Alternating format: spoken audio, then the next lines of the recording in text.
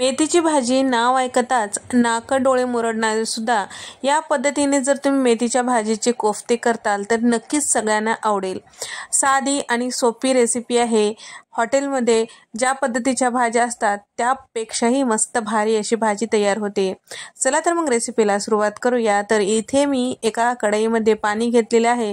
त्यानंतर 3 मध्यम आकाराचे कांदे उभ्या फोडी चिरून घेतलेले आहे। मुठभर काजू, 2 चमचे मगजबी यामध्ये टाकून घेतलेले आहे। 6 ते 7 मिनिटांनंतर इथे कांदा हलकस रंग चेंज झालेला आहे आणि बाकीचे जिन्नस आणि कांदा छान असं नरम झालेला आहे। आता आपल्याला हे एका बाउल मध्ये काढून घ्यायचं आहे आणि थंड झालं की मिक्सरला बारीक फिरवून घ्यायचं आहे। आता मेथीचे कोफ्ते करण्यासाठी इथे मी 3 कप इतकं स्वच्छ निवडून बारीक चिरलेलं मेथी घेतलेली आहे आणि मेथीचे कोफ्ते साधे जर करताल तर थोडेसे कडू लागतात। त्यासाठी इथे आपण मोठ्या आकाराचा बटाटा उकडून त्याची साल काढून बारीक किसणीने किसून घेतलेला आहे आणि सोबतच इथे मी कपभर इतकं गाजराचा किस टाकून घेतलेला आहे।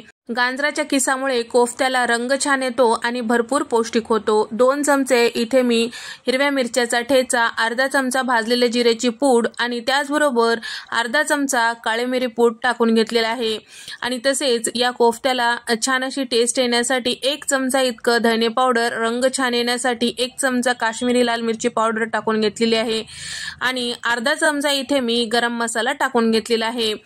त्याचबरोबर चवीपुरतं मीठ टाकून घेतलेलं आहे। बारीक चिरलेली कोथिंबीर यामध्ये टाकून घेतलेला आहे आणि त्यासोबत या कोफ्त्याला छान बाइंडिंग येण्यासाठी, खमंग स्वाद येण्यासाठी पाऊण कप इथे मी बेसन पीठ बारीक दळलेलं घेतलेलं आहे आणि त्याचबरोबर 1 पाव कप इतकं इथे मी तांदळाचं पीठ घेतलेलं आहे। पाव कप कॉर्नफ्लोअर टाकलेलं आहे।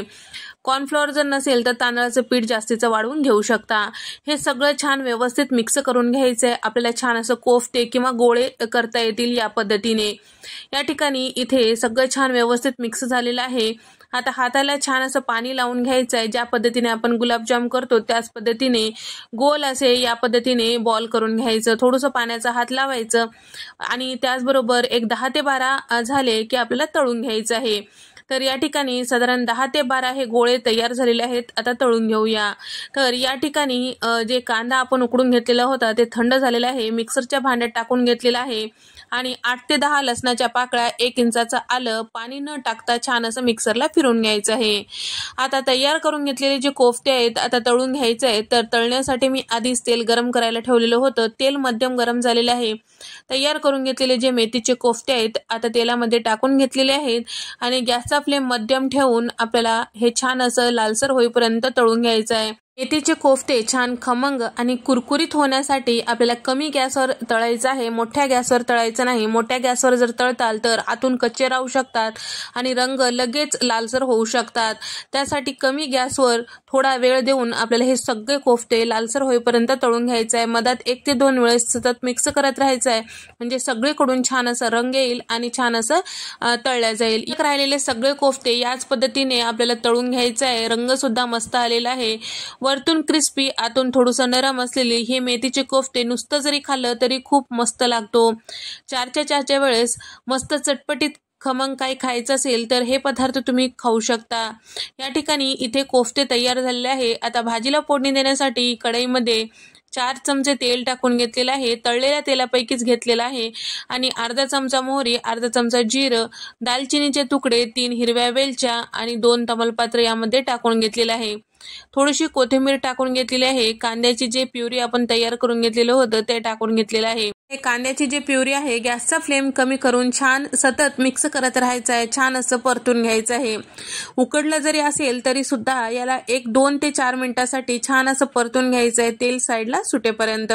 त्यानंतर यामध्ये 2 टोमॅटोची प्युरी टाकून घेत आहे। छान पिकलेले घ्यायचं म्हणजे रंग भाजीला छान येतो।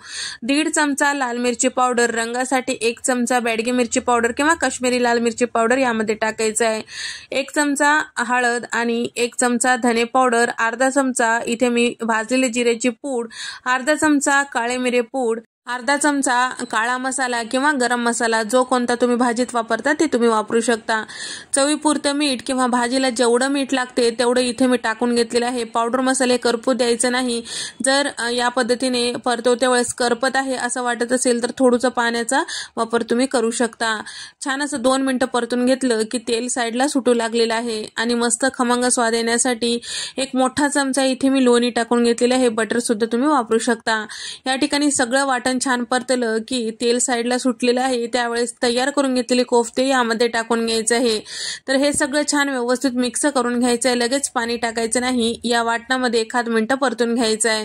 तर या ठिकाणी सगळं छान व्यवस्थित परतून घेतलं की गरजेनुसार पाणी टाकायचं आहे। सुरुवातीलाच पाणी थोडंसं जास्त टाकायचं, कारण वाटणामुळे काय होतं हे जसजसं थंड होते भाजी तसतसं आळून येते किंवा मिळून येते। त्यासाठी सुरुवातीलाच आधी हे कोफ्ते शिजते वेळेसच थोडंसं पाणी नेहमीपेक्षा जास्त टाकायचंय। त्याचबरोबर यामध्ये बारीक चिरलेली कोथिंबीर टाकून घेतलेली आहे। आता या भाजीला छान 1-2 मिनिटं उकळून घ्यायचं आहे। छान असं भाजी शिजलं की यामध्ये टाकत आहे 4 चमचे इतकं दुधावरची साय फेटून टाकलेली आहे। या ठिकाणी तुम्ही फ्रेश क्रीम सुद्धा वापरू शकता।